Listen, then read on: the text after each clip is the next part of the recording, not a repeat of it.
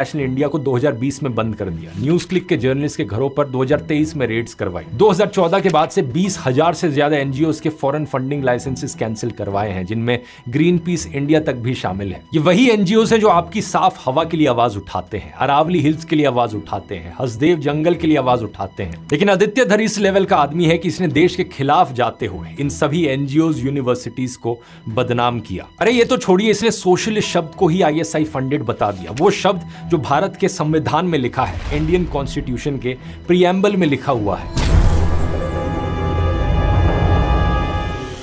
Film में दिखाया जाता है कि जो लोग मोदी का विरोध करते हैं वो फॉरेन फंडेड है, लेकिन एक्चुअल डेटा एग्जैक्टली इसकी उल्टी कहानी बताता है। साल 2002 में the foreign exchange of hate नाम से एक रिपोर्ट सामने आई और इसमें दिखाया गया कि IDRF नाम की एक American organisation systematically US donors का पैसा RSS एफिलिएटेड ऑर्गेनाइजेशंस को भेज रही थी। इसके अलावा 2001 से 2012 के बीच में यूएस बेस्ड 5 चैरिटीज ने $55 मिलियन से भी ज्यादा संघ से जुड़ी ऑर्गेनाइजेशंस को दिए। और सबसे इंटरेस्टिंग बात देखिए, अल जजीरा की इस रिपोर्ट के अनुसार कोविड-19 के दौरान यूएस गवर्नमेंट के फेडरल रिलीफ फंड्स में से $833,000 भी राइट विंग ग्रुप्स को गए। लेकिन यह ट्विस्ट आदित्य धर की फिल्म में कभी नहीं आएगा।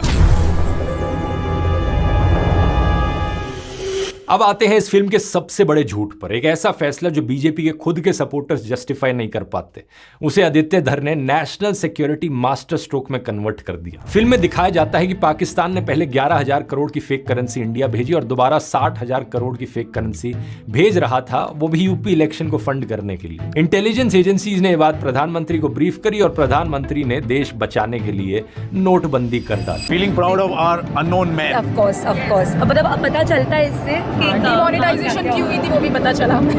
अब वैसे तो आप इस चीज को थोड़ा लॉजिकली सोचोगे तो खुद ही आपको लगेगा कोई सेंस है इस बात का। इतनी छोटी सी चीज के लिए कोई इतना बड़ा एक्शन लेता है क्या? ये तो वही बात हो गई कि घर में चूहे को पकड़ने के लिए आपने अपने पूरे घर को आग से जला दिया।